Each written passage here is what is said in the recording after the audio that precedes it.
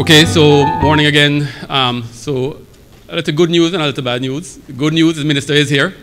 Bad news, he has an interview for 5 minutes that he's just going to have done on the radio prior to coming in. So feel free to browse through the documents that we have here, and within 5 minutes we'll get the show on the road. Apologies for that. How's everyone in general? Okay? Yes, happy to be here. There's a lot in store for you. We are very happy to have you. You are the drivers of tourism, and I know Minister will speak a lot about that. And so we're happy to have this meeting of the minds, bringing the resource persons here together with you, the entrepreneurs. So I'm excited, but give us 5 minutes and we'll be back. Thank you.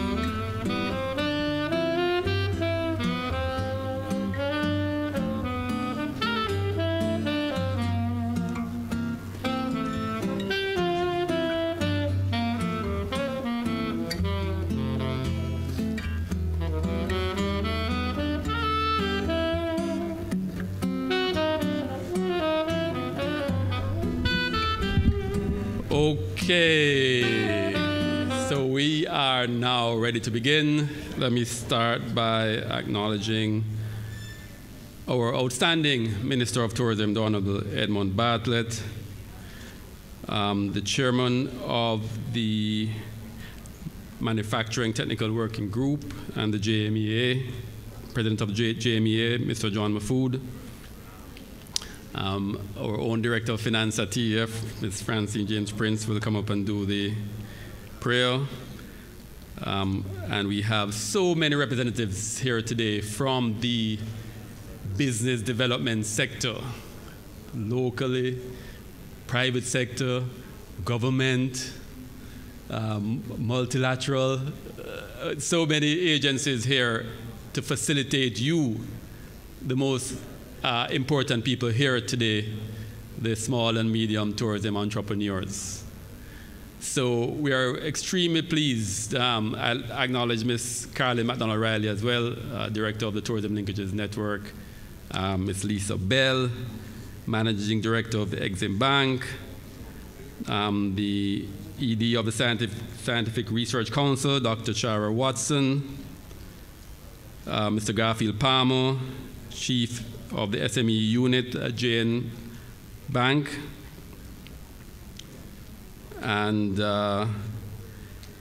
From the DBJ, Paul Chin, the Manager of Investor Relationships.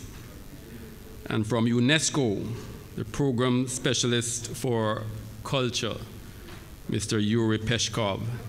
And so many other persons here ready to facilitate, ready to assist you in developing your businesses. So let's get the show on the road. I am Dr. Kerry Wallace, Executive Director of the Tourism Enhancement Fund. And at this point, I will invite Ms. Francine James Prince to come up and just bless the, I shifted the order a little bit. I figure getting the presence of the Almighty One it's good to have at the early stages. So let her feel welcome, please. Good morning. It's such a blessing that we can invite the presence of the Lord to be with us today. Let us pray. Lord, we give you thanks for this session, this business session, Lord. We thank you for everyone who took the time out to be here. I pray, oh God, that it shall be an excellent session. I pray, oh God, that it shall have the impact that we desire, and that, Lord, we shall see the fruits in our businesses that shall translate, oh God, into national development. The linkages of the tourism network, mighty God, with these small tourism enterprise, I declare that all shall go well. We shall have a wonderful informational session today, and we shall get the information that will take our businesses to the success levels that we need. Bless all the organizers, bless all the attendees as we put everything in your hands today. In Jesus' name, amen.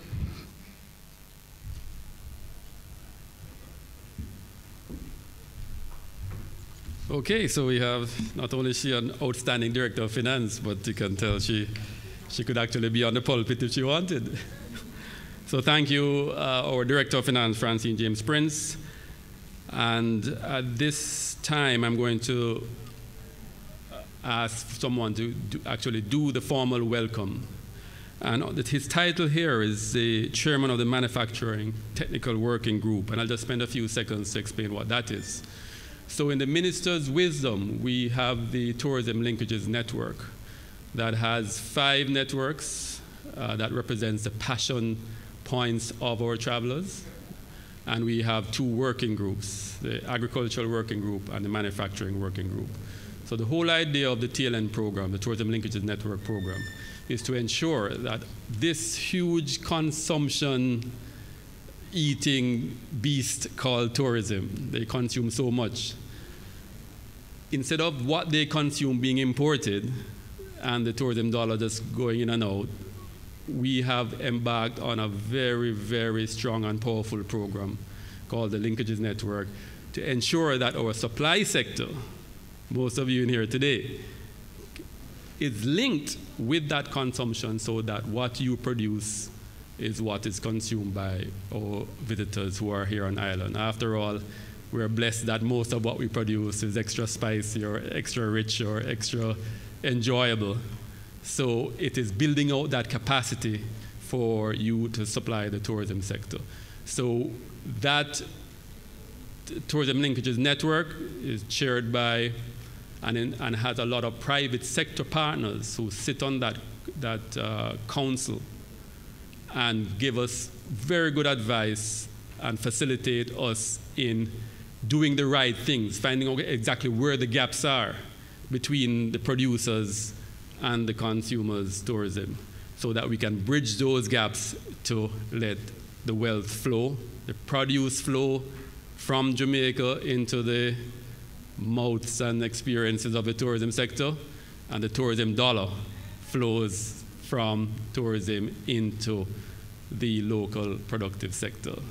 So here we are now going to have the welcome by the chairman of the Manufacturers Technical Working Group, Mr. John Mahfood. Can you give him a round of applause, please?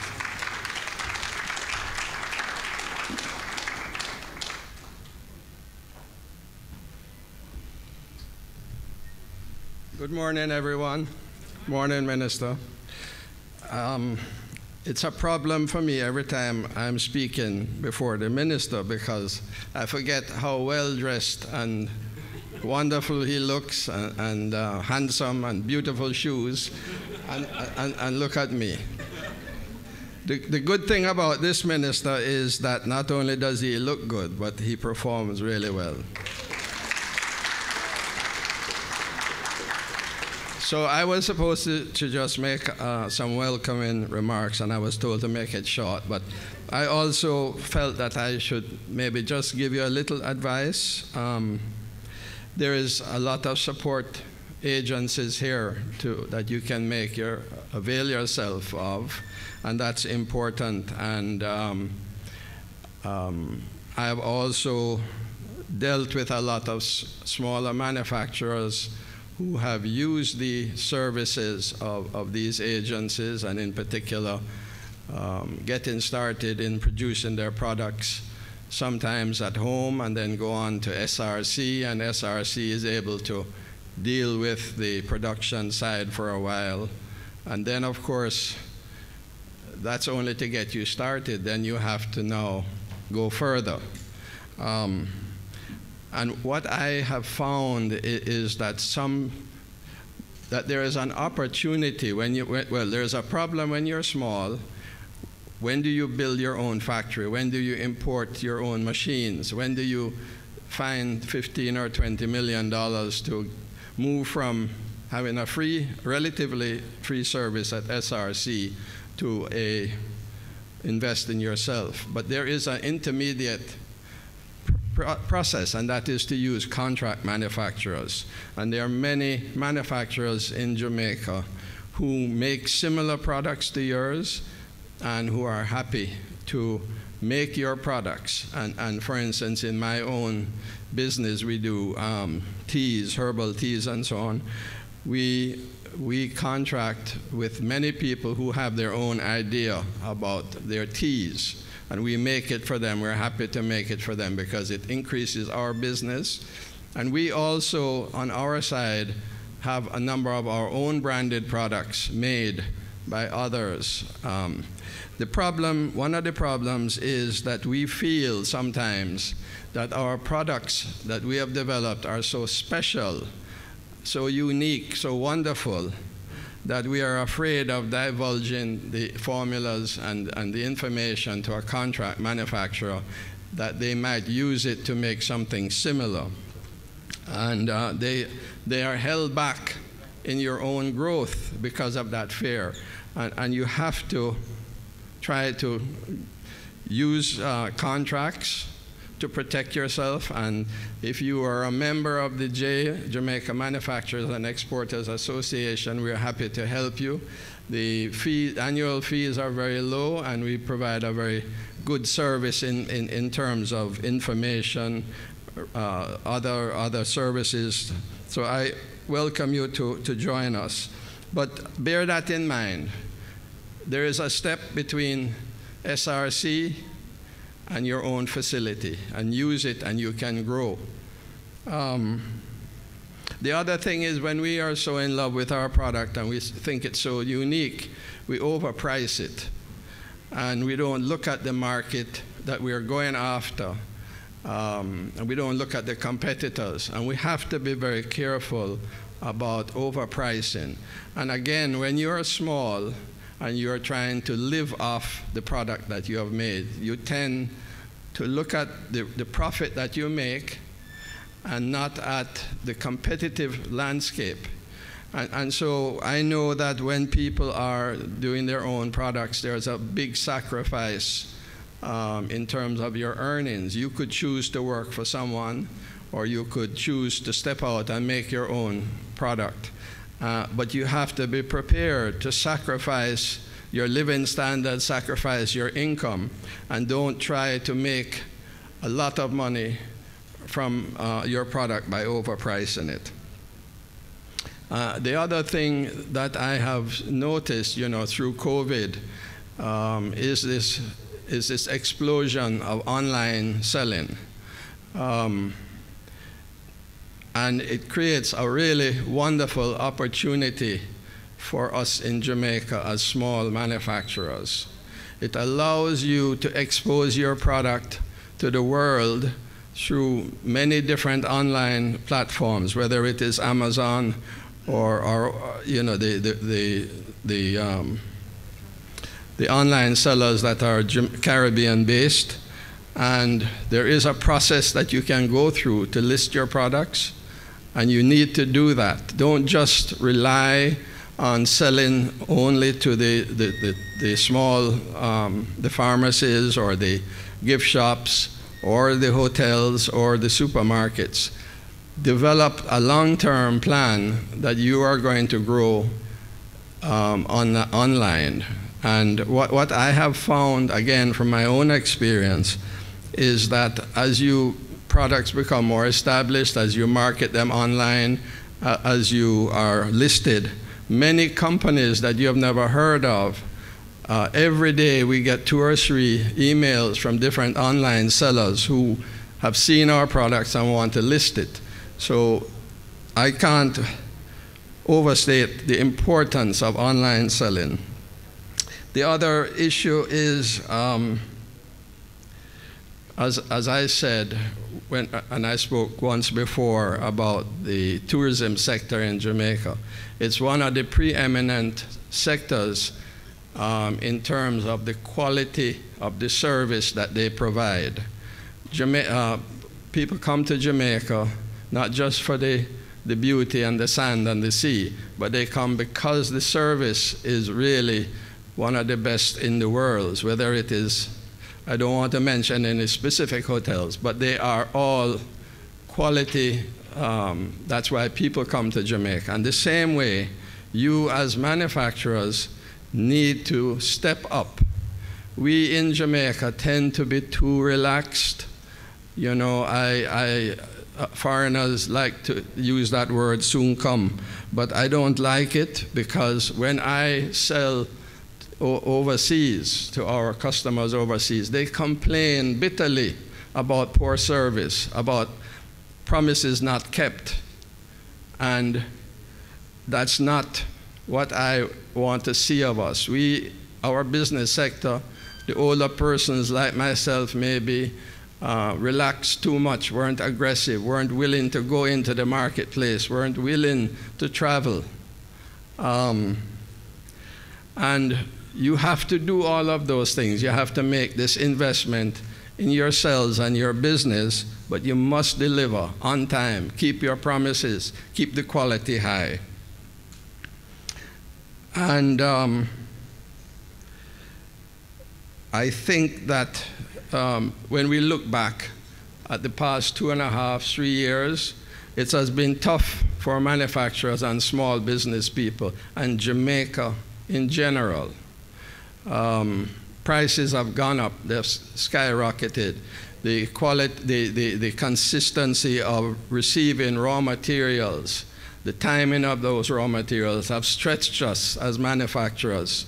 And the fact that you have gotten through it, the fact that you're here today, means that you have made it, you've been able to navigate your way through the tough times, and you're ready now to take off. It takes a lot of effort to take that small, whatever that idea is or that product, but keep at it, don't give up.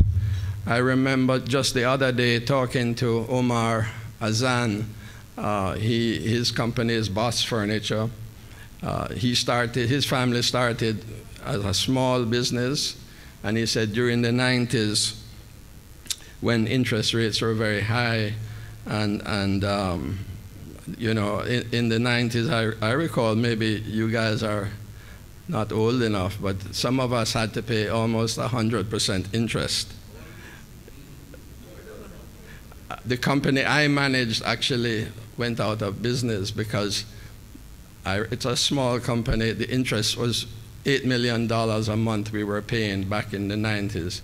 So he said to me I was going to give up. I was going to the bank to turn the key in, but something stopped him. I guess he said he prayed. And today he's very, very strong. I think he's going to go on the junior exchange. He's exporting to Trinidad and so on. So it gets very dark sometimes. You feel like giving up. Don't give up.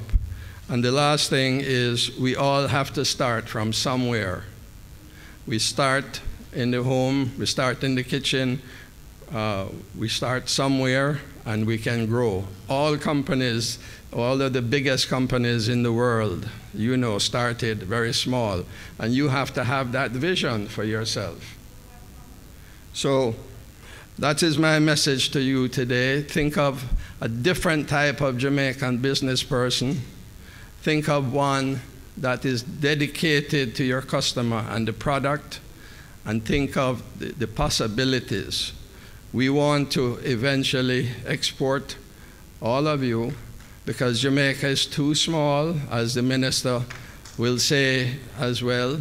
3 million people, but relatively poor, is not going to create the wealth in time that I think we dream of.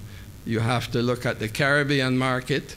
That's my focus, is the other markets in the Caribbean, like ourselves, that eat the same basic types of things, that have the same basic history. And if I can sell my product in a Jamaican supermarket, I can sell it in a Barbadian supermarket. So I really look forward to you guys building, making use of the facilities that are there, hopefully joining JMEA and doing very well today out of what's available. Thank you very much.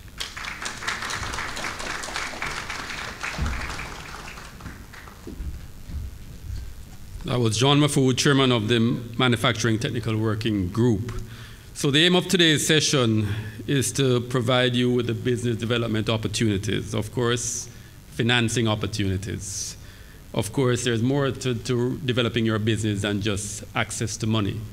There is access to information, you know, guiding you. And thankfully, our linkages network has even done demand studies to know exactly what the tourism sector wants to consume or is in short of. And we have quite a few projects where we are facilitating getting more local manufacturers to fill those gaps. We'll also provide other resources, because you know there's technical expertise that you could benefit from too. And that is what we will be providing today. And we have a slew of companies who are here. They have stations right around, as you can see, but we're going to invite them up to give some brief remarks, mainly to indicate what's in store for you when you come over to their booth. So I'll start with the Development Bank of Jamaica and invite Mr. Paul Chin to come up.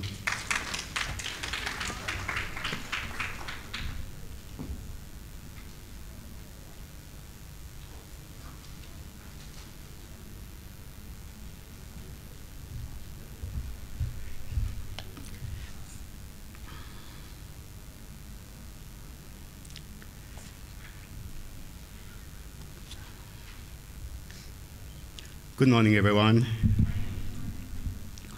Dr. Kerry Wallace, program host, Honorable Minister Edmund Bartlett, Minister of Tourism, Mr. John Mahfood, Chairman, Manufacturing Technical Working Group, Mrs. Caroline McDonald-Riley, Director, Tourism Linkages Network, my fellow presenters, other distinguished guests, ladies and gentlemen, a very pleasant good morning to you all.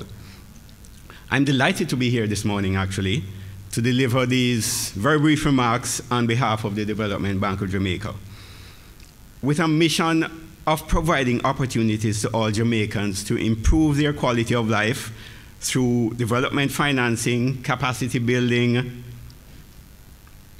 public-private partnership, and privatization solutions. The DBJ is the lead government agency responsible for facilitating economic growth and development in Jamaica.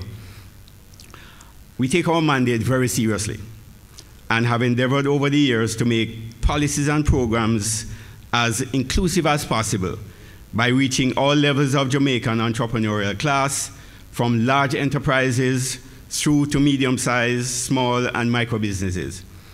Our involvement in the tourism sector spans many, many years, with the bank providing financing or co-financing of several large hotel projects across the island.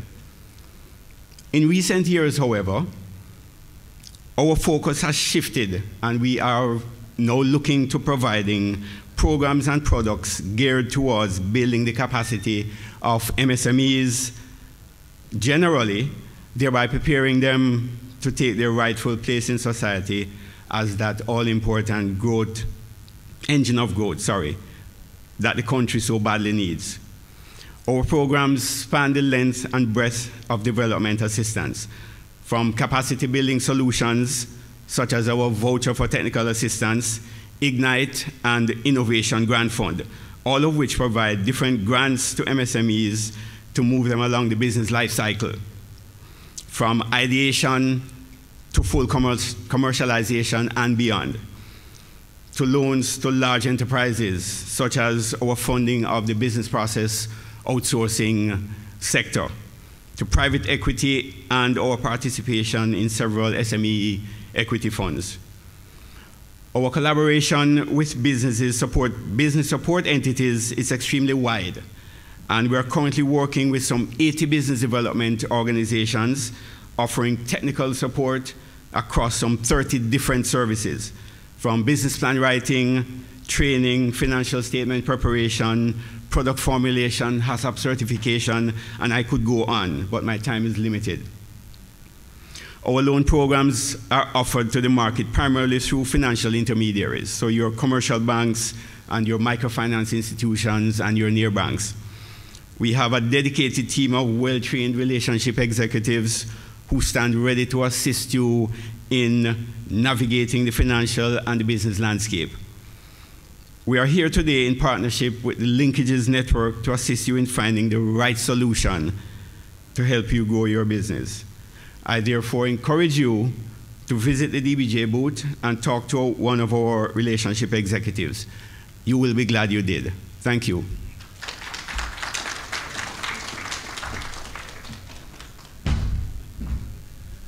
Okay, good. We have, if you notice on the program, there are times allotted to the sections. Our minister happens to also be the leader of government business and has parliament later. We have 6 more persons, representatives to go through, and one of the things I think we can do, Minister, with your permission, is to allow for the protocols to have been already set, so that when you come, you can just go ahead and speak. I think I'm getting the nod from the minister, so that's okay. So next in line, we have the General Manager of the Exim Bank, Ms. Lisa Bell.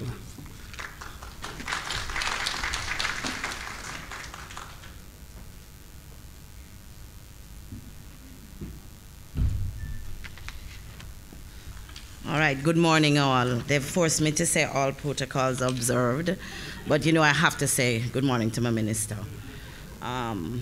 But to everyone here, I would really want to say good morning. Exim Bank is pleased to be here this morning. I am enthused to be able to join this conversation that needs to be had about how we can strengthen the capacity of our small and medium-sized tourism enterprises in a post-pandemic environment. I applaud the TEF and the Tourism Linkage Council for staging this very timely event as we move forward in ensuring that we have to build back better. A short story for you though. A few years ago, that gentleman right there, our indomitable Minister of Tourism, a gentleman who I deeply admire and respect for his knowledge and passion for this sector, called me on the phone in the afternoon, I'm at my desk, and said he wanted to establish a special line of credit for small and medium-sized tourism enterprises. That was pretty much all he said. And as many of you know, or us know, if you know him, that means he expects it to make it happen. A few months later, we're able to launch a $1 billion line of credit to support the 5 pillars of tourism, of his tourism linkage strategy.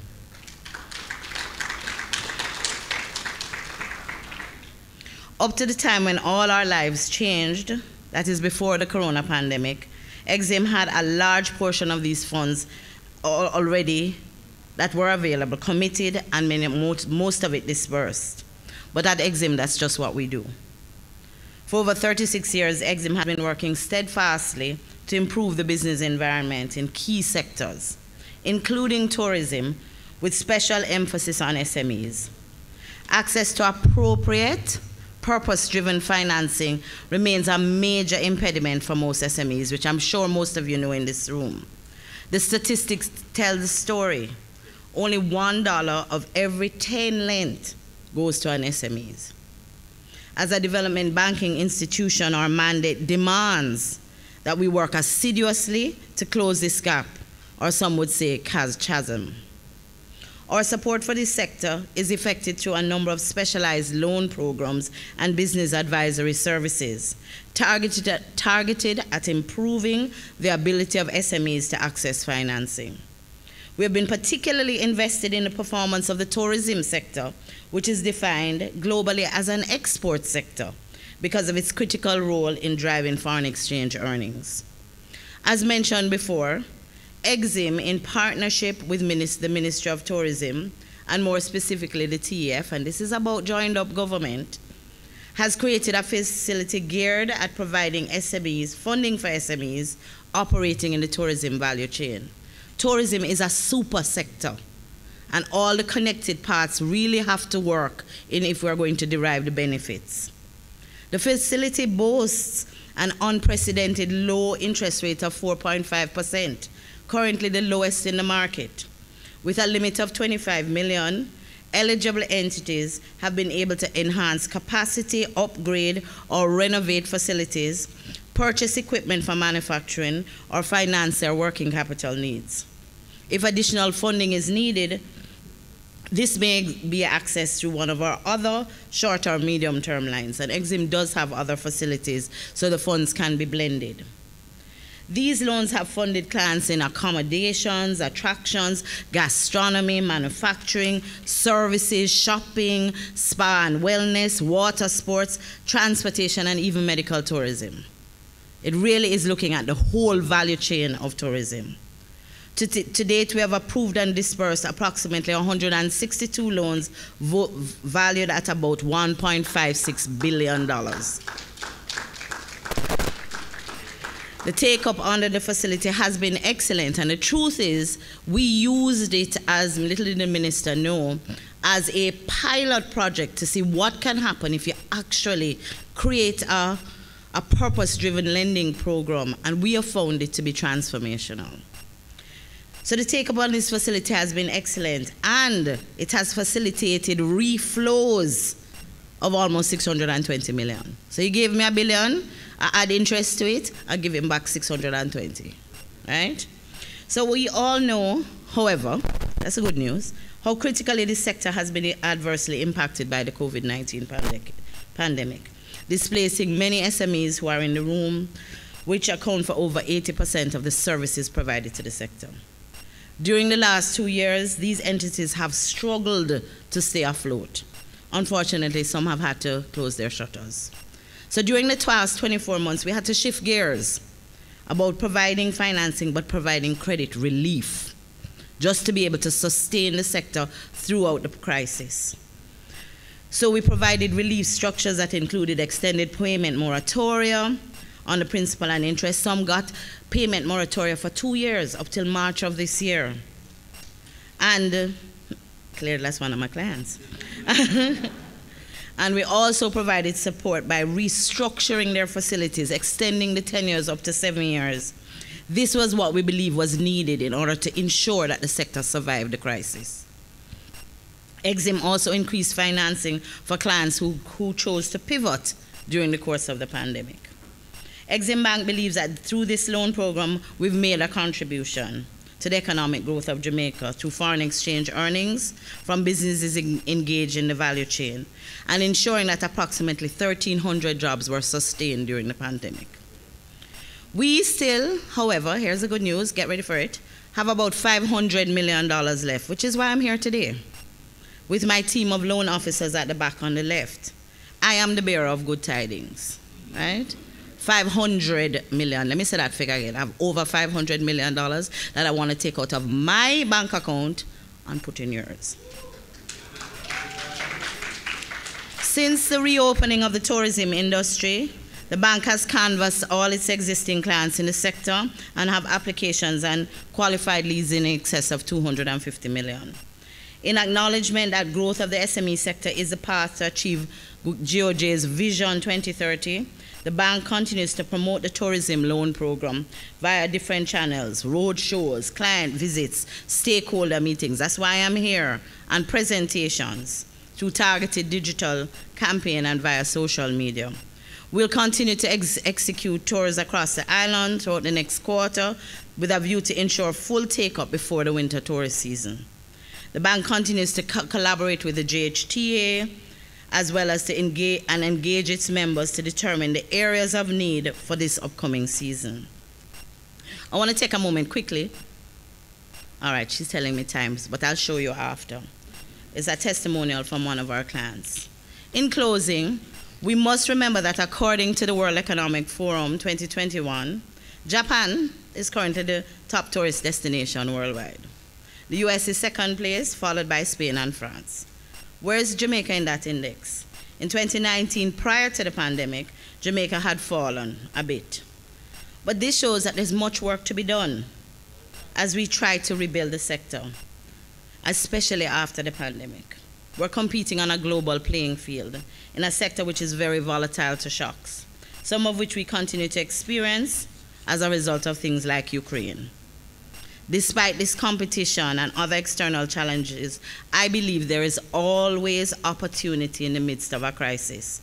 And thus the pandemic has also presented a lot of opportunities. As demand has shifted from some far-off tourist destinations like Japan to nearshore destinations, and which additionally, those long-haul destinations may not be able to offer the unique visitor experience desired or be able to inspire traveler confidence. We can inspire traveler confidence due to pandemic concerns and policies. Therefore, we must support this sector because it's one of our major economic drivers. And embedding sustainability in our strategy by strengthening the entire ecosystem, it is important. Exim Bank remains a firm advocate for a stronger and more sustainable recovery of our tourism sector. We are deeply committed to a development strategy which involves a broad and long-term assessment of the sector, which takes into consideration all direct and indirect input. We pledge our support to the ministry, through our ministry, MIIC, to work collaboratively with the Honorable Minister, the Minister of Tourism, the Linkage Council, and to all stakeholders in the ecosystem to ensure that Jamaica derives all the benefits it can from this important sector. Let's move forward and build back better. Thank you.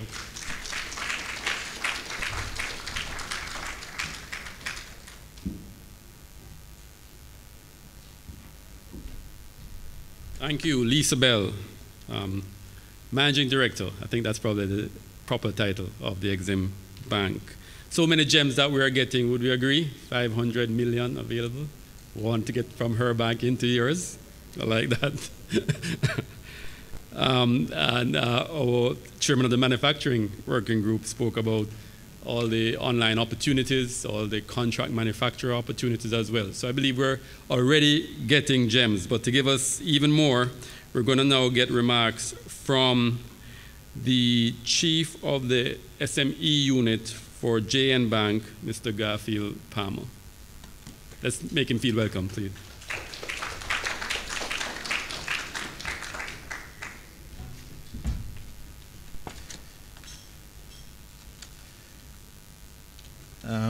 Dr. Wallace, Mr. Mahfood is not the only one complaining. I am complaining too, having to speak after the beautiful Lisa Bell.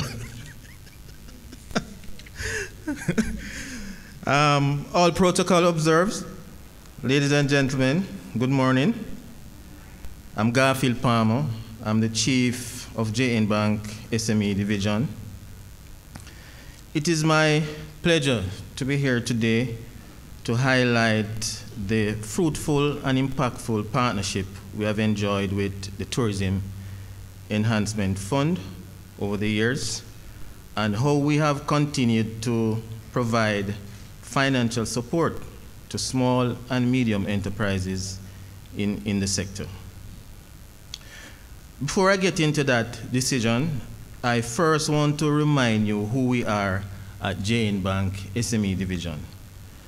And this is particularly given the slight change in our name. Many of you may simply recall, perhaps, still refer to us as JN Bank Small Business Loan. However, in August of last year, we transitioned to become a division of JN Bank member group, and we are now referred to as JN Bank SME Division.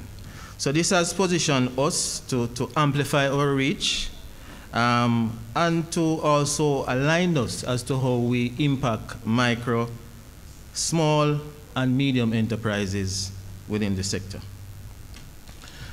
Now, who do we serve? We serve various sectors, including agriculture, manufacturing, the retail sector, export, and of course, tourism and entertainment.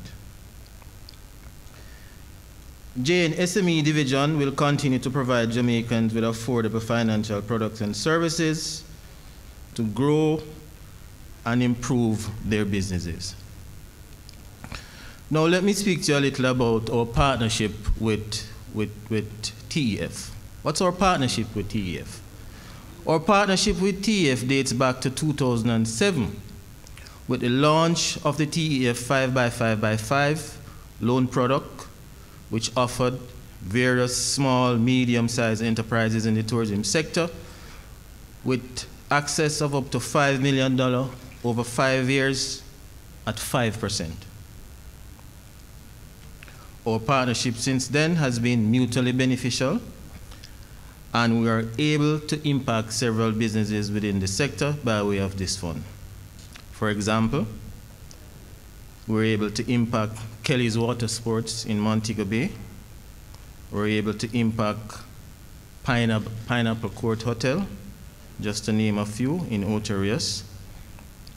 So these are some of the entities that, by way of the 5x5x5, they were able to significantly improve and enhance their business. As we are aware, the past 2 years have been among the most challenging in Jamaica, in particularly the tourism sector. In fact, just a month after the first confirmed COVID case was announced in Jamaica, the sector lost billions, and I'm sure the minister will speak to that.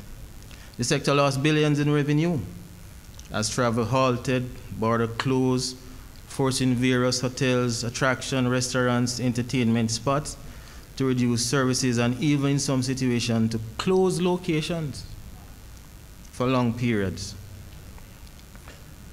So we know scores of people within the sector lost their job. Some had to find other ways and means of providing for their families as tourism arrival significantly dropped for the first 3 quarters in 2020. As a matter of fact, I think the records show that it went down by approximately 75% in tourism arrival. However, with the right strategies, Jamaica has now turned the tide.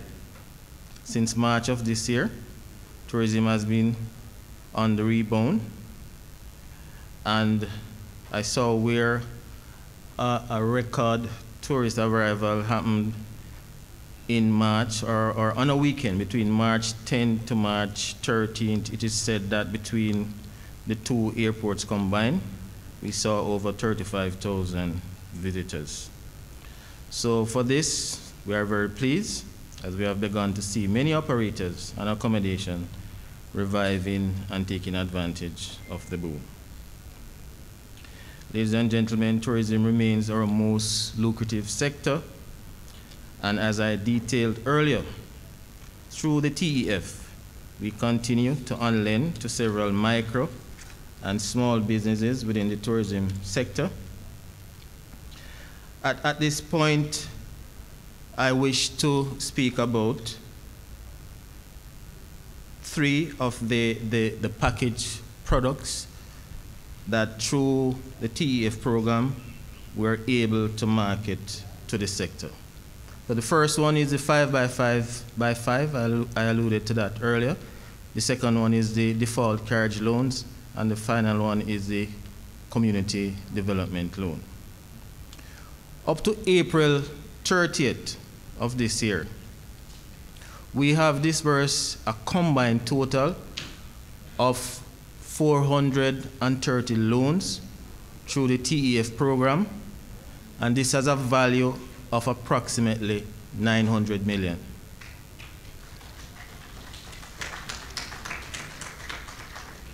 I'm particularly pleased to say, out of these 430 loans distributed, though, the 5x5 program continues to be the most accessed. 5 million, 5-year, 5%. Out of the 430, 278 were attributed to the 5x5. And I will go into a little detail more on them. So the 5x5 program is specifically designed for individuals, partnership and companies, including new businesses, which have a maximum of 30% of their operations committed to providing goods and services to the tourism sector. So 30% of your operation to the tourism sector, you can access this facility. And this includes transportation, entertainment, attraction, and so on. The owners, however, and principal of these businesses must be resident of Jamaica. So 5x5, and it is easy to remember, 5 million, 5% at over 5 years. And we do in fact extend moratorium of up to 6 months on this particular loan. As a means of assisting persons, those who provide transportation services to the industry and may run into difficulties with their payment, the second facility I mentioned, which is the TEF default carriage loan. So this facility is 0% interest, and I will repeat, 0% interest. It was created to allow for the partial or full payout of loans in arrears from members in the sector. And in fact, it covers persons, for example, Juta, Jucal, Maxi Tours, etc. It has a limit of 1 million, a maximum tenure of up to 36 months, and again, I emphasize, it is at 0% interest rate. And the sweetener here is that we do in fact extend the moratorium for 8 months. My time is up. You see why you can't put me after? And finally, the TEF Community Tourism Loan. And this is geared towards helping SMEs in Treasure Beach, St. Elizabeth, which is part of our tourism-related projects, that impacts the growth and development of our tourism sector, encourages better management of environmental resources, and enhance the tourism experience. So this particular community loan is geared towards persons within the Treasure Beach area. And I'm getting the wrap-up signal. How do you access the TEF loans with us? We have a very simple process. If you're a registered company, your registration document, of course, we ask for valid ID, TRN number, passport, and two references. Beyond this special program for the tourism sector, JN SME is able and ready to assist entrepreneurs with various and other challenges that may restrict the growth of their businesses. I must emphasize that on a regular basis, one of the challenges that is mentioned within the financial sector is the lack of good financial records. So let me reiterate and emphasize to persons operating within the business to maintain proper financial record. The most important thing is that it aids and abets the process of allowing financial institutions to properly assess your capacity to repay, and it helps the approval process as well. Jane Bank SME Division takes great pride in the growth and development of Jamaican economy as we serve the Jamaican people through the provision of affordable loan solutions from various operators in the SME sector. We welcome the opportunity to serve you even more members within the sector and to assist you in positioning your business. We encourage you to reach out to us. We have our reps here today ready to speak to you, to take your information, and to start that discourse. Please free to call us at 926-1344 or to contact me at 876-844-8459. You can also visit our website at www.jnbank.com for more information. I thank you all.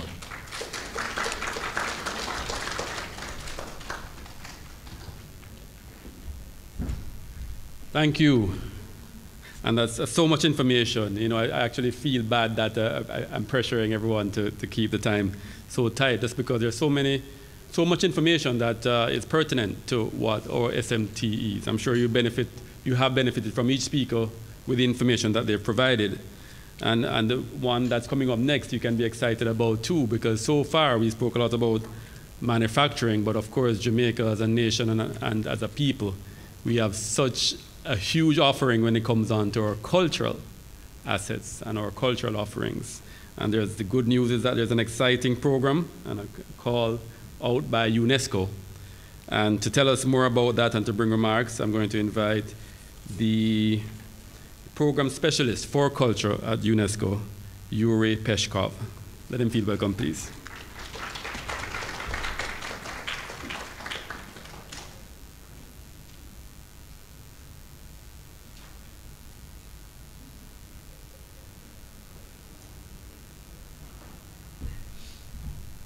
Good morning, everyone. It's a pleasure to be here and to represent the Creative Caribbean project.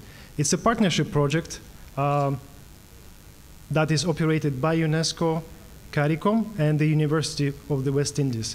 Apologies on behalf of our partners from CARICOM and UWI, but I'm here with a team, project coordinator, Olenka Jacobs-Boni, who will take over of my presentation. Can you please? So just briefly, we know we have a limited time. All the protocols observed. Honorable Minister, distinguished guests. The project is Creative Caribbean, an ecosystem of play for growth and development. I don't think it's working. The project is financed under the European Development Fund. Next. And covers these 15 Caribbean countries, including, of course, Jamaica. The fund is 3 million euro for 40 months, and 75% of this 3 million will go to the grants, to the third parties. So to you, dear entrepreneurs. As I said, the project is operated by 3 organizations, and the overall objective is quite straightforward, because we are supporting economic, human, and social development of the Caribbean region by stimulating inclusive, diverse, and sustainable growth of the cultural economy. We are creating jobs. We are supporting the creation and production of and distribution of cultural and creative services, goods and services. We're improving market access and also supporting regional and national policies and measures. So quite a big portfolio, but yes, we are targeting the CCIs, the cultural and creative industries actors, all the creative people, organizations, registered CCIs, and also the secondary and tertiary academic institutions and students and researchers. The grant calls, I mean, this is the first-hand information that you will receive now, because the project has really just been launched and the grants calls are open. So I'll give the floor to Olenka Jacobs-Boni, please. Thank you so much, Yuri. Good morning, colleagues, distinguished guest, Honorable Minister. Next slide, please. Does it work? Okay. Okay, so under the Creative Caribbean project, we have 3 grant schemes: enabling environment, industry, and training. As you can see, we cast our net very wide, and under each one of these grant schemes, we have a number of categories. So under the Enabling Environment grant, we have National Artist Registries as a grant category that you can apply for, visual literacy and performing arts, data intelligence, cultural policy, data, draft legislation, national implementation plans, creative cities, and so on. As you're looking at this, and this is of course a tourism meeting, you might be asking yourself, where do I fit as a tourism entrepreneur? As you can see, you will fit. So, and at this point, I'd like to say that if you have a program or a project or an activity that you think nobody would ever fund, send that to us. We will have a look at it. Next slide, please. The eligibility criteria. This is always a sticking point. I won't go through it in any extensive detail because we have quite a short time. But I will say that when you are looking at the eligibility criteria on our website, which I will share with you later, if you feel that you cannot meet the eligibility criteria, you are not excluded. You simply need to collaborate with an organization, a business, an entity, or an individual who does meet all of the eligibility criteria. And the eligibility criteria does include financial documents. You have to provide them. They have to be up to date. They need to be audited.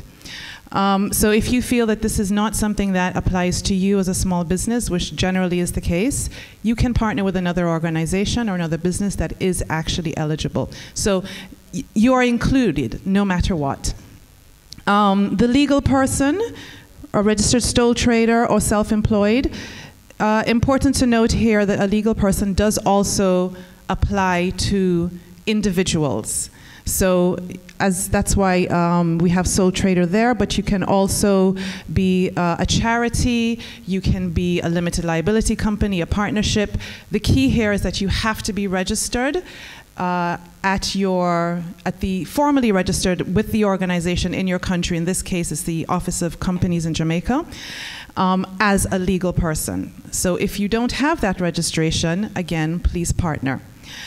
Established 3 years from the date of the application. So the application is currently open. We launched the project on the 21st of April. It closes on the 8th of July. 3 years from the date of your application. So if you have not been established within this year and it's not 3 years, this is a 14-month project. You can apply next year. That might be your 3-year, and so on and so forth. So we have gone to many lengths to ensure that no one is excluded from this opportunity. Have directly implemented during the last 2 years at least one project in the cultural and creative sector for at least 50% of the amount of the grant requested. I pause here because there's another criteria that people tend to get a little concerned about.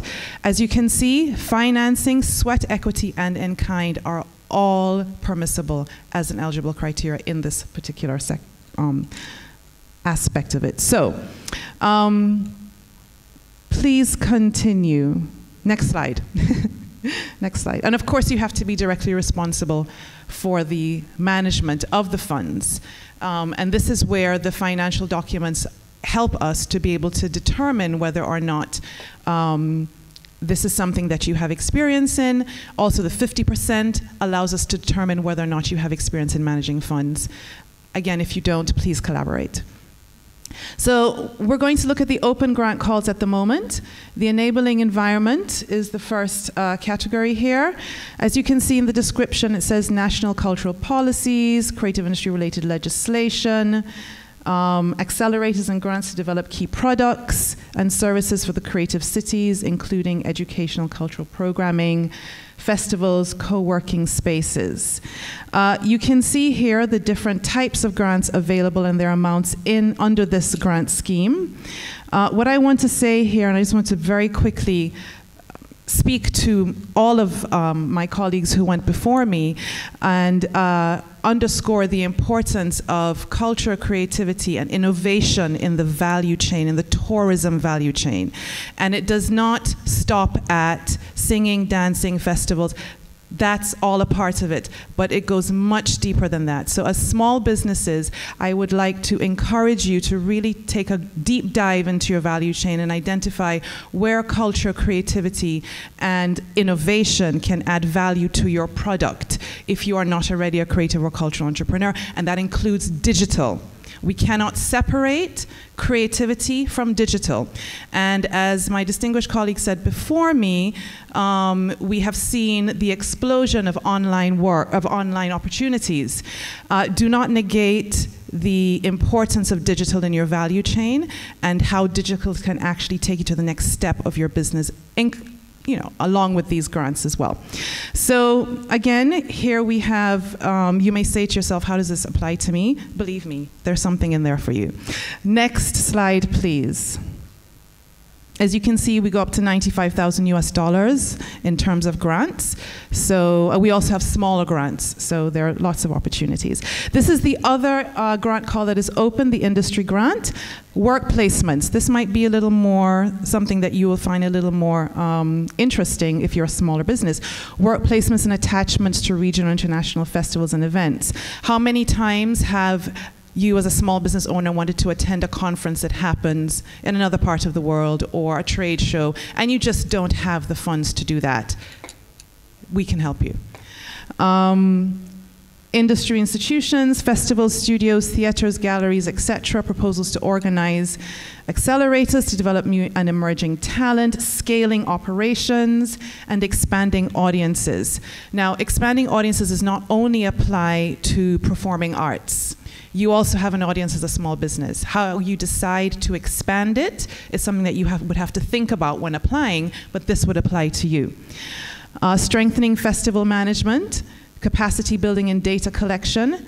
Data collection is really important. That's why we need you to be registered, but if you're not, it's okay. Data drives investment. Without information, we don't know where to invest, how or when to invest. Critical. Organizing B2B fora within festivals. So as you can see, there are several opportunities here.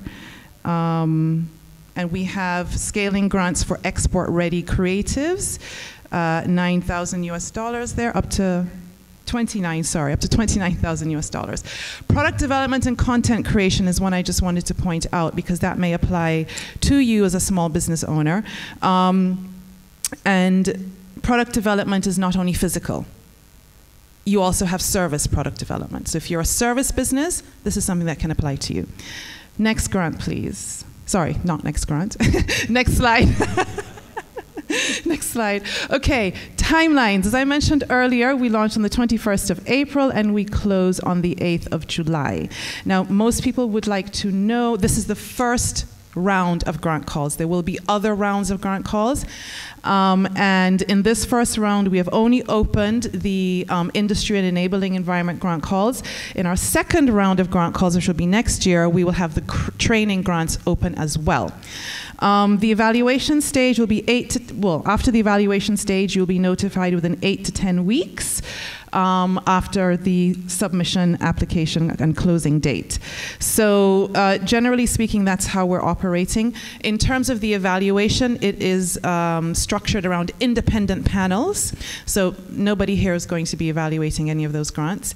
And they will be made up of industry experts, depending on the particular type of grant or the sector that you are applying to.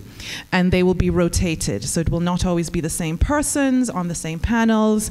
And in the same way that we cast our net very wide to cover as many areas and gaps within the sector that we could find, we also want to include as many industry professionals in this activity.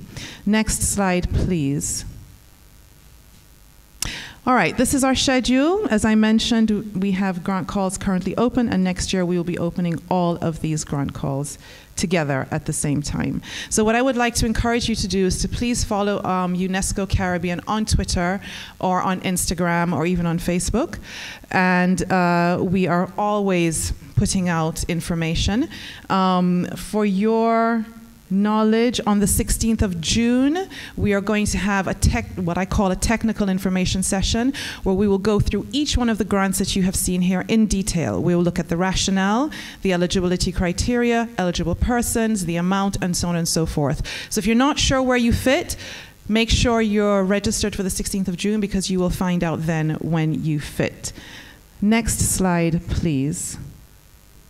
Thank you. So on behalf of my colleague Yuri Peshkov and myself, and also the Creative Caribbean team, of which we have our project administrator here, Christina Williams.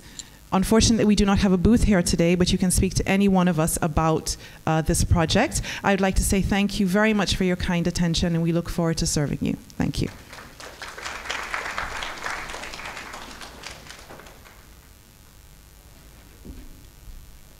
Wow, thank you so much. Such a great opportunity finally for creatives here in the Caribbean, and in particular Jamaica. In order to speed things up, I am going to cut out persons, at least one person who comes up in between. That would be me. And I'm going to introduce the next three persons, because they represent the service agencies in Jamaica, the Bureau of Standards, the Scientific Research Council, the Companies Office of Jamaica, who provide great service in facilitating you in getting your businesses within the standard, with the support services of scientific research, and of course the Companies Office ensures that you're regulated. So I would just ask them to come in succession to cut my little preambles in between out. So, and in fact, I'll stop this one right now. So it's going to be it's going to be Maxine Fagan from the Bureau of Standards, followed by Dr. Chara Watson from the Scientific Research Council, followed by Selena Gray from the Companies Office of Jamaica. So the applauses have to make up for me not introducing them one by one. So please.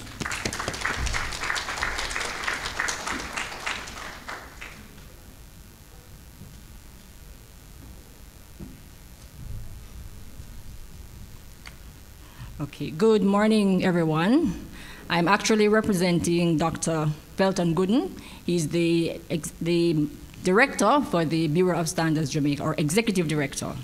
So I'm extending apologies for his absence this morning. Now, this initiative of the Tourism Linkages Network brings into sharp focus the utmost importance of creating awareness opportunities for all stakeholders, particularly those for whom the network has been established. In seeking to increase the consumption of goods and services that may be competitively sourced locally, the Linkages Network is, by extension, seeking to create employment and generate well-needed foreign exchange. The underpinning of our country's sustained efforts at growing our GDP require, at the very foundation, the application of standards coupled with training, the use of quality systems in our operations, and yes, certification to internationally recognized standards. Now, at the Bureau of Standards Jamaica, that I am proud to represent here today, our commitment is to make standards work for you. With this, our mantra, the BSJ has a tourism and related services technical committee that considers and develops suitable standards to support the tourism industry.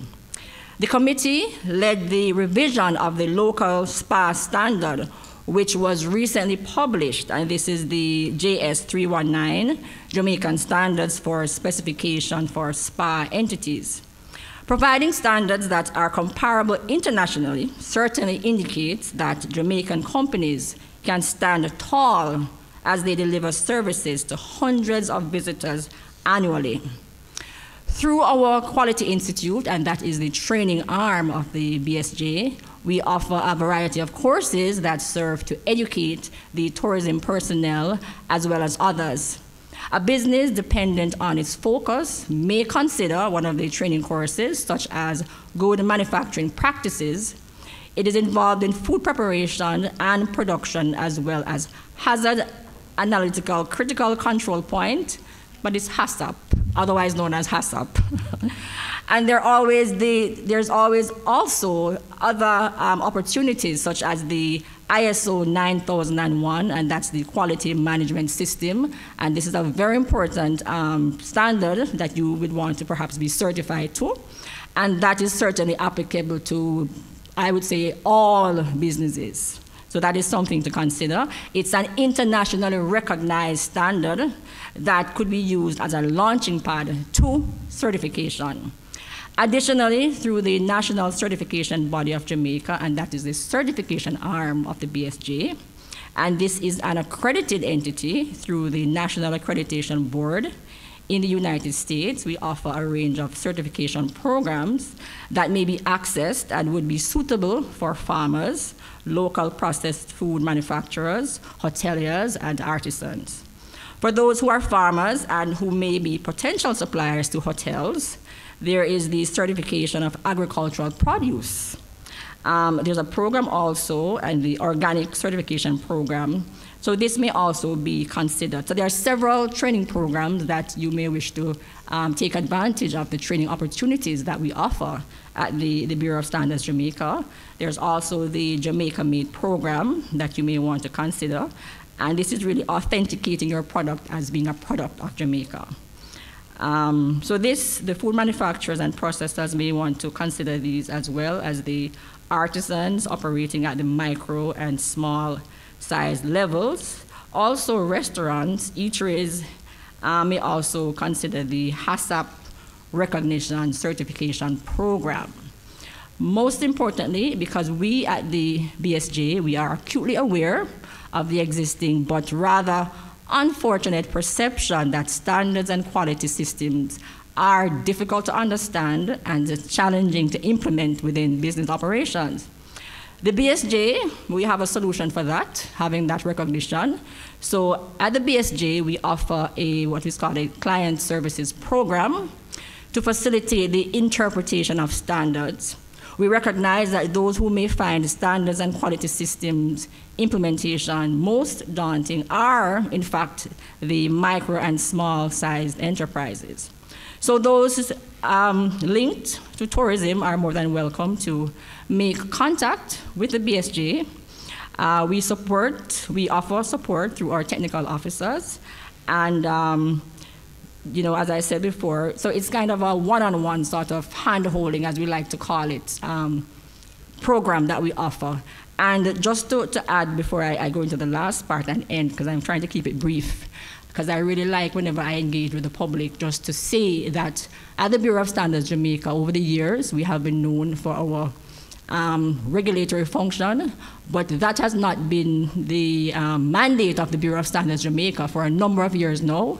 So we are no longer a regulator, we are a facilitator of business development and trade.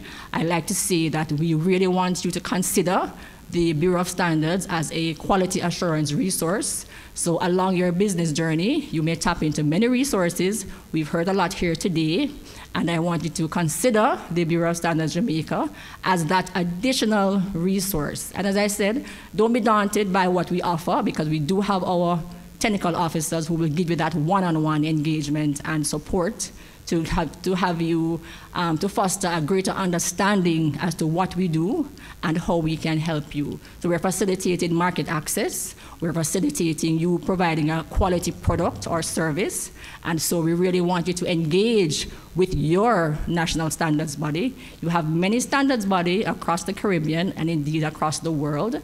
This is yours, utilize it. It's a really valuable resource for you, to encourage you to do so.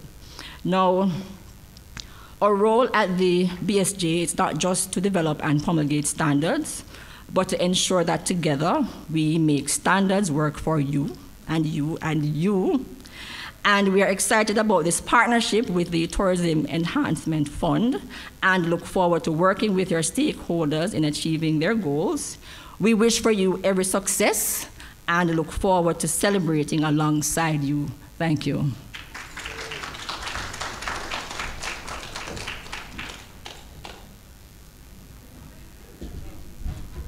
I know you're wondering, what am I doing back up here, right? But we've come up with a brilliant idea, considering the pressure for time is for the minister to make it down to Parliament. We said, okay, we are going to slot him in now so that everybody gets his presentation, and the remaining two, which are important pieces of information, instead of rushing those, we'll have them afterwards. Make sense? Okay, great. So I can't even give any long introduction, and the good news is that everybody knows who he is. Outstanding Minister of Tourism on a global level, and excellent for Jamaica. And I present to you the Honorable Minister of Tourism, Edmund Bartlett. Thank you very much, Executive Director of the Tourism Enhancement Fund.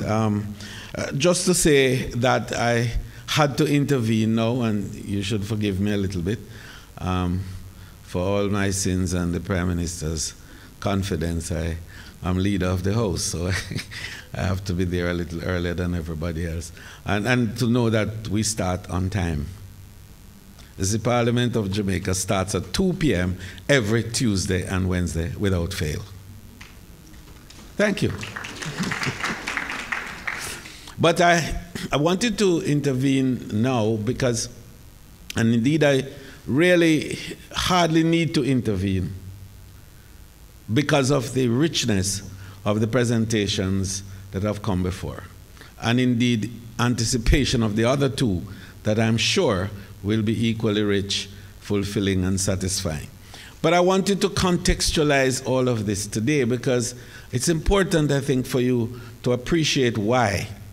And I think that the outturns that you've heard from the various stakeholder partners have indicated to you the type of policy direction that we have taken as a ministry and where we see the role of small and medium tourism enterprise in building the capacity of tourism to provide the service levels that are required and to enable a broader spectrum of experiences. But I wanted to add something to that.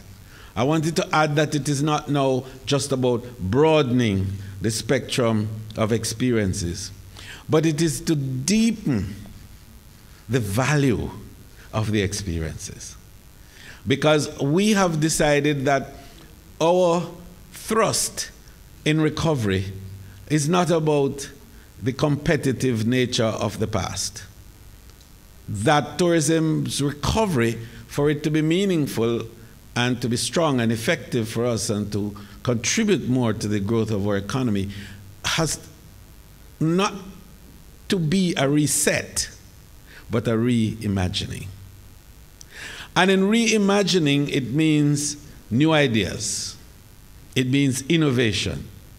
It means capacity to pivot and to adapt, to be responsive on a moment's notice, indeed in nano time, to the changes that are taking place in the market and in the global community.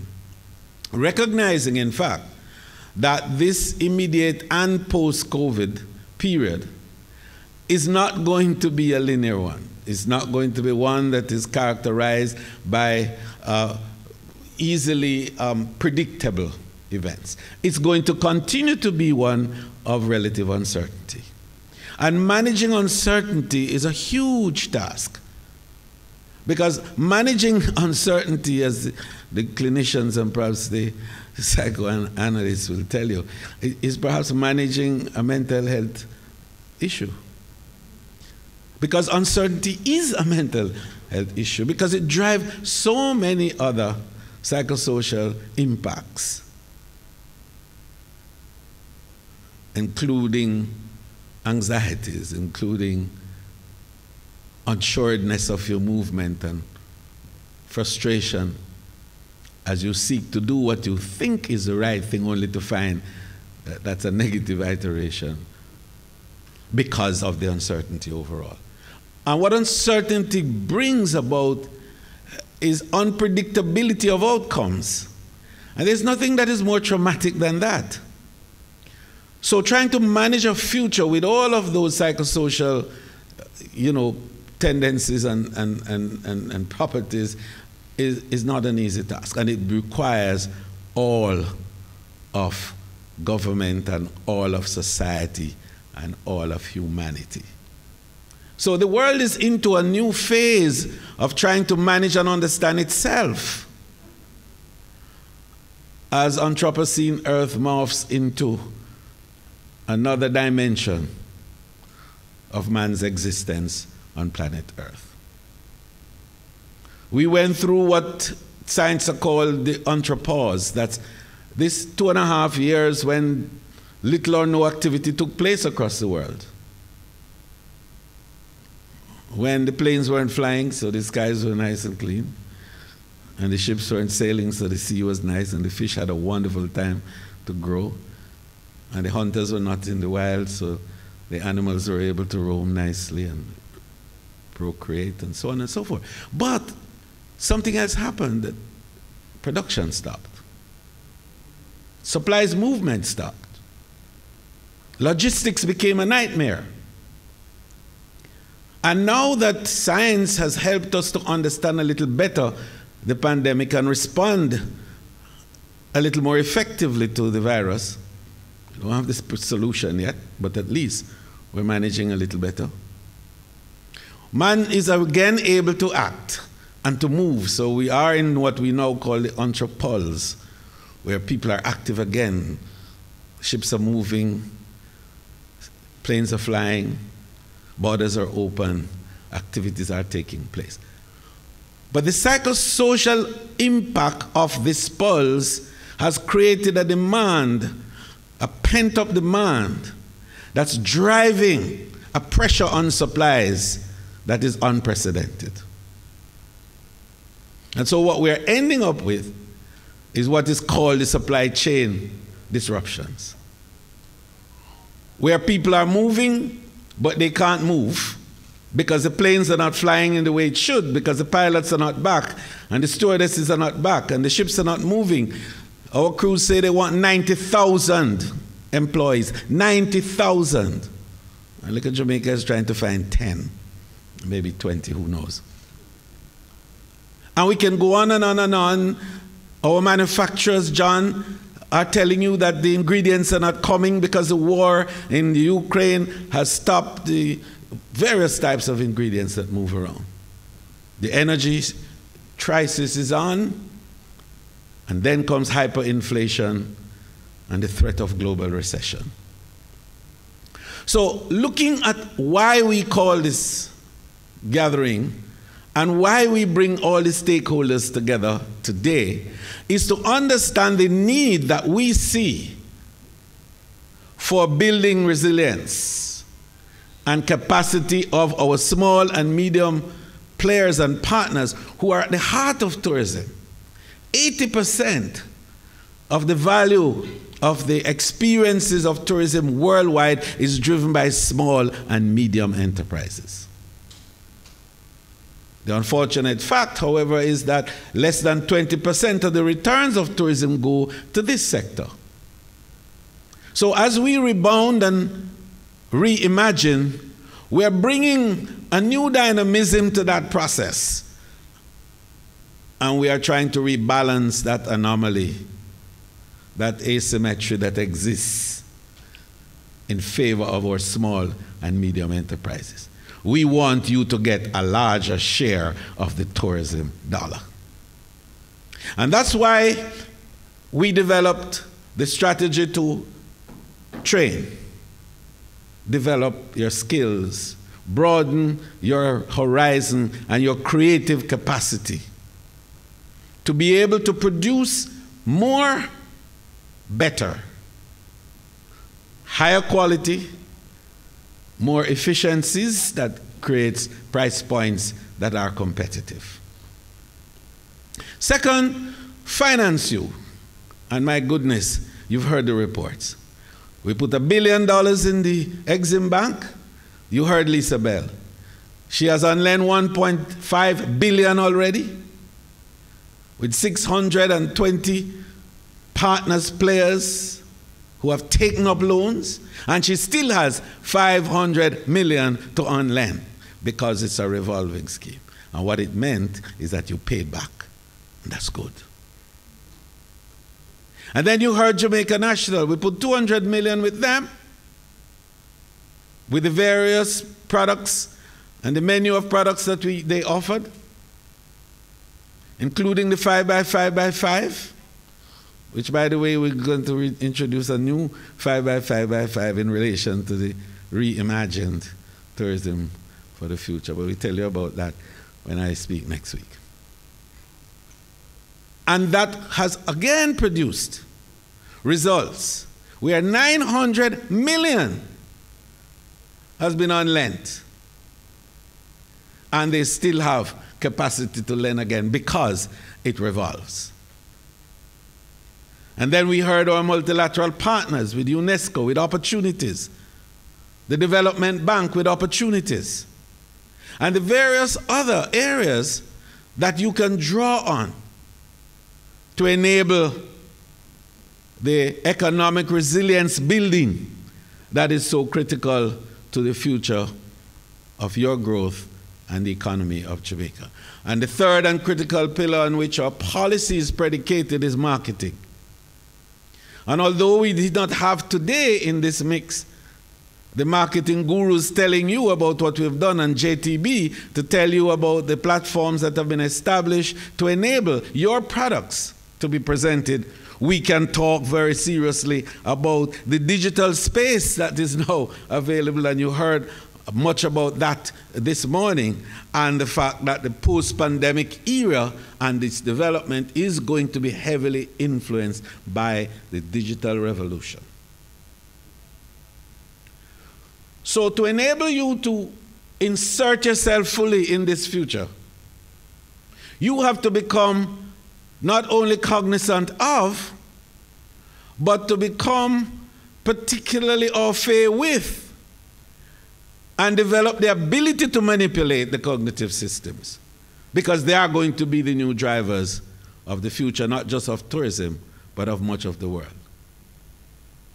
You hear a lot of talk about the Internet of Things, of course, and virtual reality, and you saw quite a bit of that during the pandemic when we tried to stay together apart. And when the hyperconnectivity that has characterized global communication enabled you and I to speak to our neighbors and our friends all over the world, the implications of which a new transparency has been developed, the likeness of which the world has never seen. And your secrets are no longer Victoria's. I'm sorry. It's now everybody's secret as communication moves from the center to the peripheries. And the influence and influencers multiply and are now from anywhere and everywhere.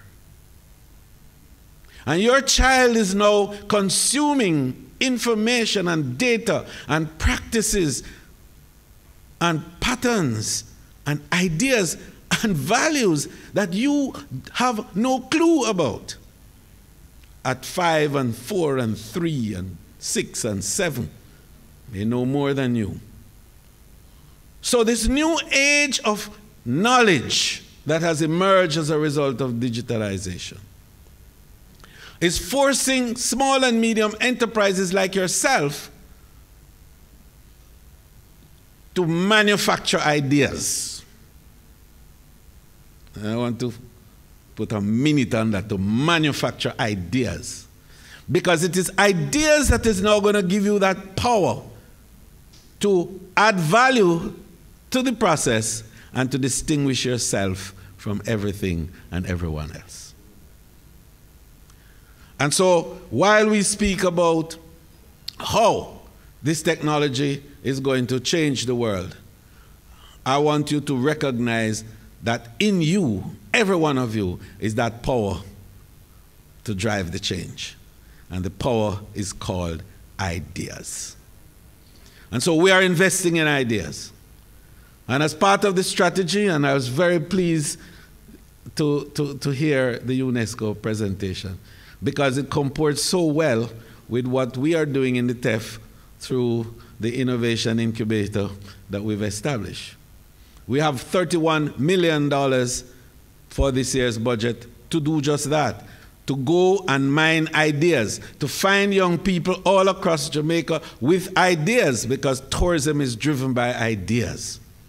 When I travel, people ask me the first question, what's new, what's different, what's fresh? When I come to Jamaica, what will I see that I can't see anywhere else? And the only way that we can secure that is by building on ideas. So when you said you invest in certain equity and in-kind assets, you just need to add to it, we invest in ideas. But that's it. And we want to invest more and more in ideas. Our banks must begin to invest in ideas. Because Jamaica's future is not about the tried and proven. It's about the value added. It's about the new and the different.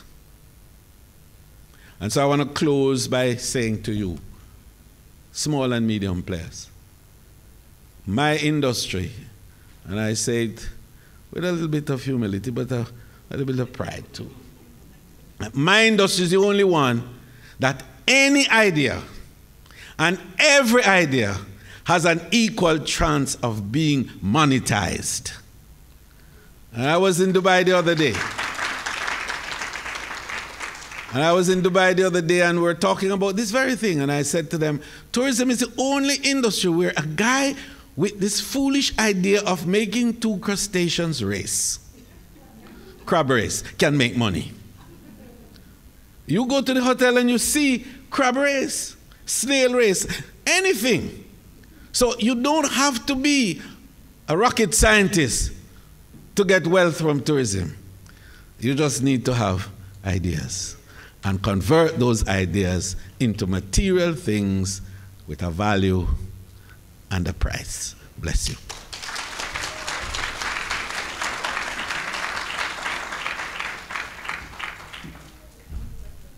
Thank you, the Honorable Minister Edmund Bartlett. Right, and as indicated, he has to step out. So we thank him for his time dedicated to us and his inspiring speech. We just need ideas. And of course, those ideas have to be polished, have to check the standards, have to get some scientific research behind it as well, yes. Polish it off and then get the company's office to register it and all that kind of stuff. So the good thing is that we have all these facilitators here. And we will just continue with the remaining two before we then break out into the coffee break and the open floor. So at this point, I'll invite from the Scientific Research Council, the Executive Director, Dr. Chara Watson. Please let her feel welcome.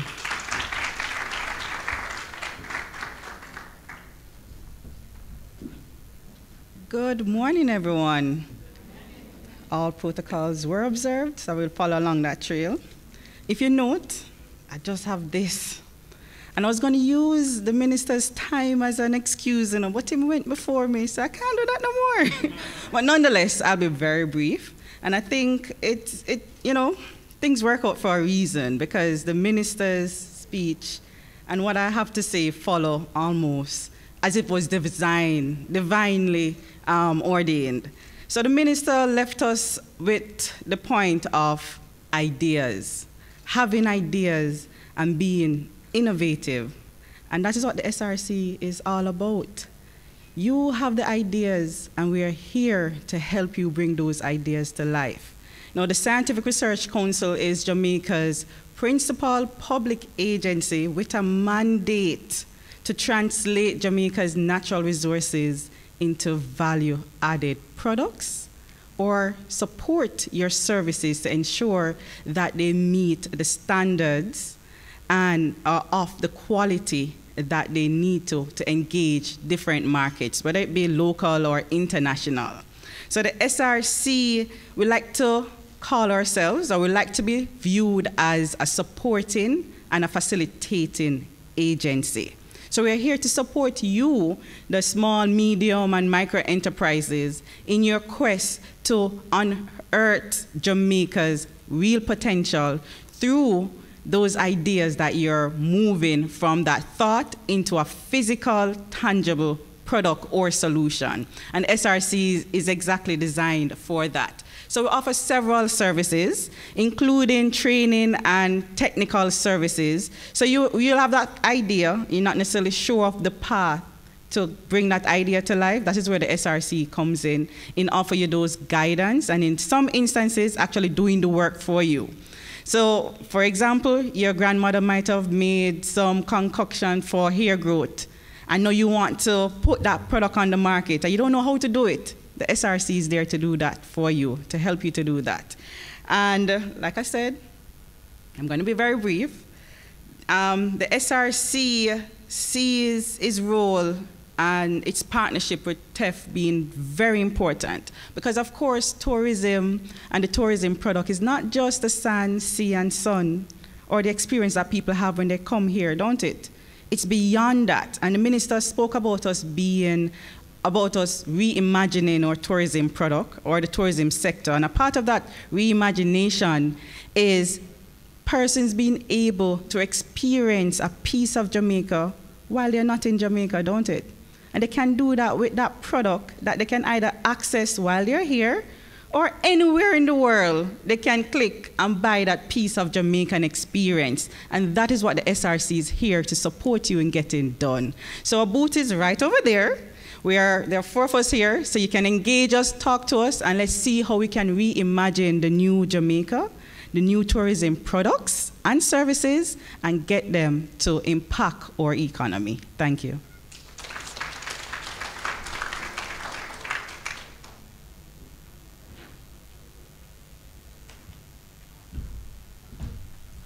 Dr. Shara Watson from the Scientific Research Council.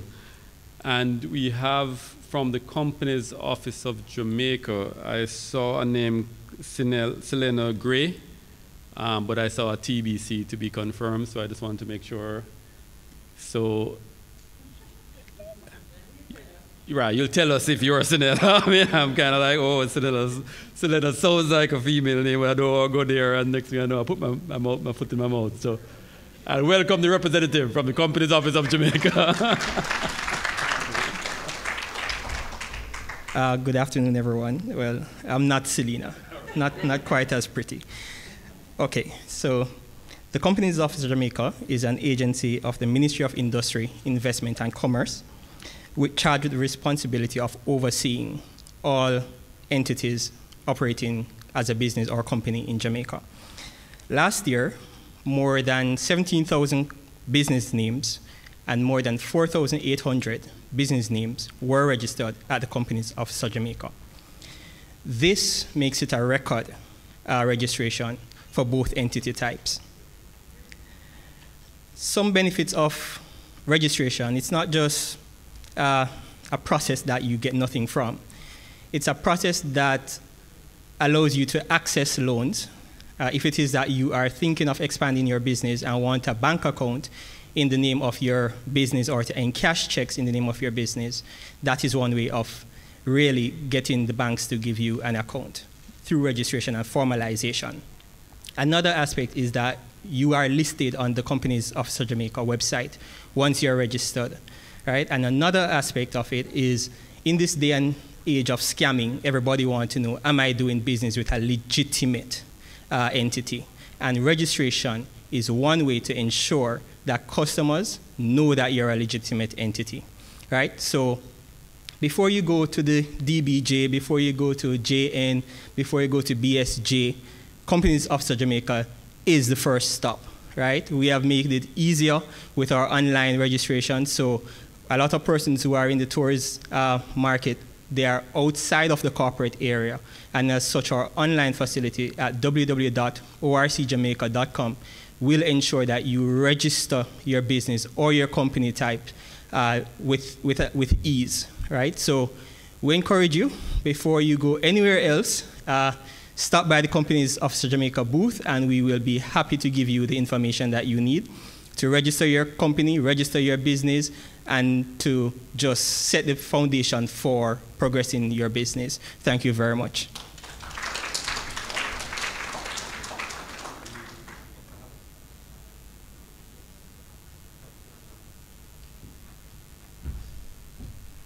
So his name is Tawane Ferron, the Public Relations Officer at the Companies Office of Jamaica. So many presentations, so many support services, business development services, so many grant calls and loan opportunities. You agree that it has been very helpful so far, yes? Yes. Good to hear.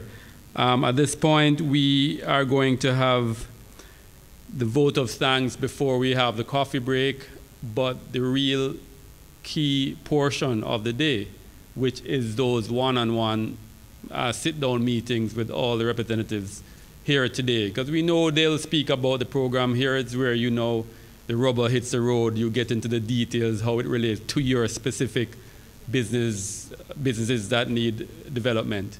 So that we want to end this section so that you have the opportunity to spend most of your day getting that part of the business development facilitation done. So to bring the vote of thanks, I'm going to invite the Director of the Tourism Linkages Network, Mrs. Carolyn McDonald-Riley.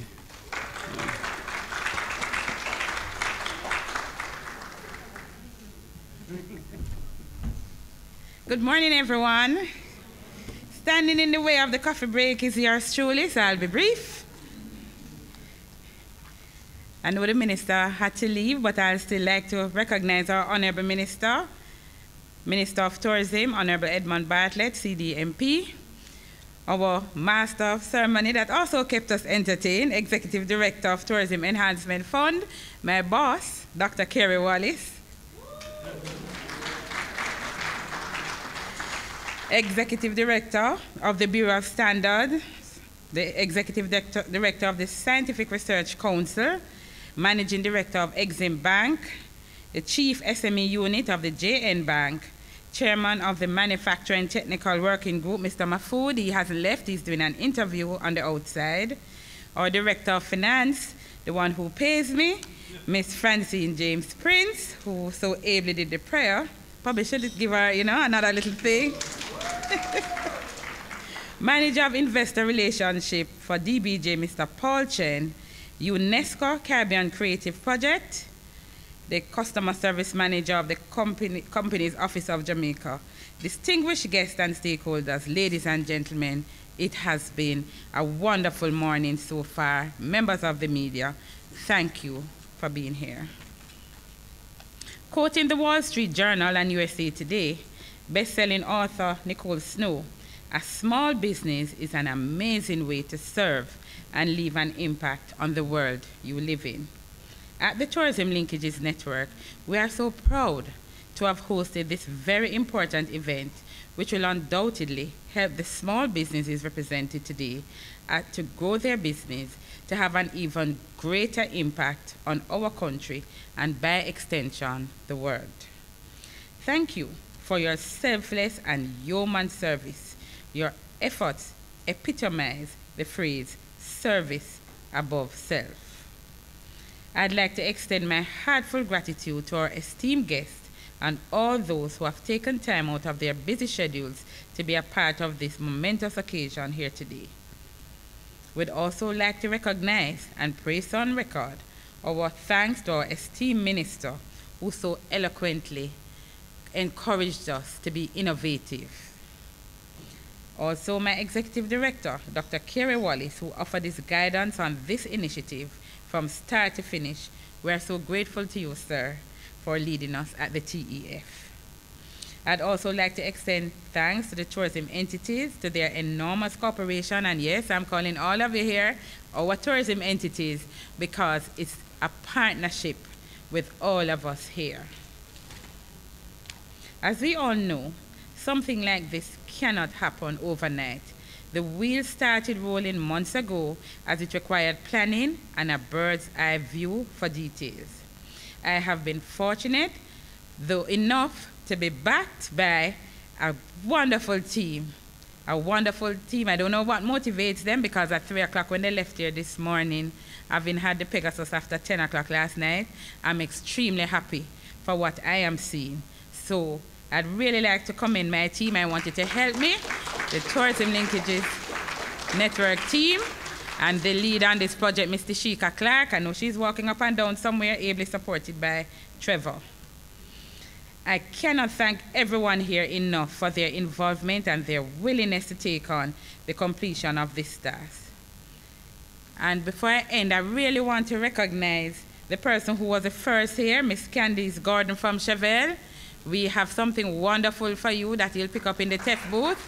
Something from Jablum, something from BSJ, something from IDB, yes, yes. All of that is for you. And you're going to go to the back of to the TF booth. Let me see you. Are you still in here? I don't want you to just come first, you know. I want to make sure you're here. SRC too has something to give you. Very good. So thank you for being here early. And for Exim also has something. So thank you very much. And it means that you assisted us to come on, by coming on time, you assisted us to start on time.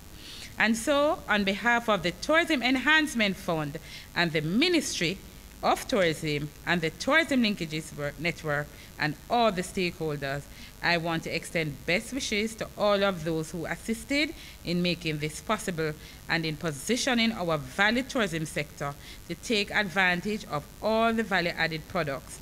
And we will, I'm sure, stand well for the future. Thank you, and God bless you.